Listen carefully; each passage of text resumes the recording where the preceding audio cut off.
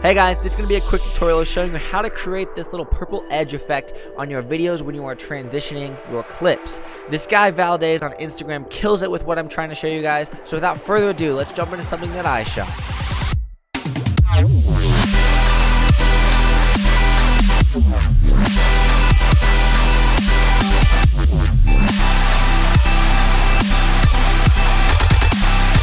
That was awesome. I don't know about you guys, but I love this effect because I'm going to start using it so much more now that I finally know how to do it.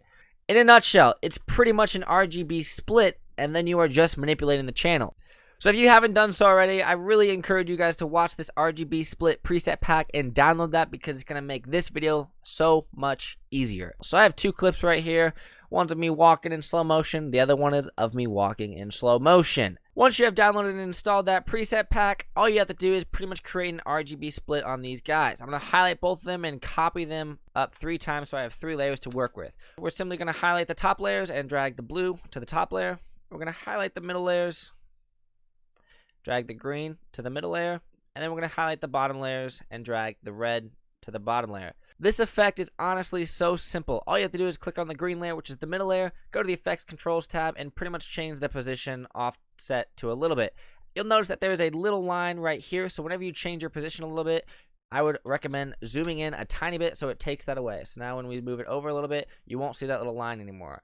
And that pretty much is the actual effect. But what sells the effect is keyframing it. So what you want to do is go to the beginning of your clip, reset these little settings, position and scale, go to the end of your keyframe wherever you want it to transition to, and then we'll zoom in about 105, and then we'll offset this to which way do we want to go? That's more green. We'll offset it to the right a tiny bit, and 105 isn't enough, so I'm gonna do 110, and then offset it just a tiny bit more, just like that.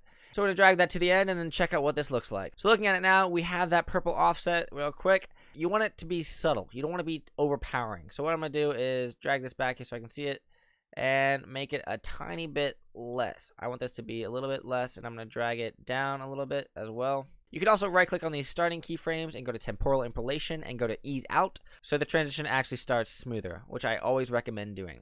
So with that said, let's do another one, and this one I'm going to do something different. So on the scale keyframe, I'm going to uncheck uniform scale, and basically this allows me to manipulate the scale width and the height separately. I can drag it out or in. I can also drag it up and down. So all I'm going to do is simply click the scale width, and we're going to make this 105, something like that. And then I'm going to bring it in here. We're going to click this reset parameter button, and that'll bring it back to normal. And then as always, make sure you check this first one and go to ease out. And then you can also ease in on the second one. These will pretty much smooth out your transitions. So let's check out what this looks like. It comes out, and then it goes in, and just something like that. Granted, this is something that's going to work better when it's quicker. So in order to make it quicker, we're going to make it about a couple frames. Just simply drag that keyframe up here. Go to the next one, and we're going to drag the second keyframes to right about there.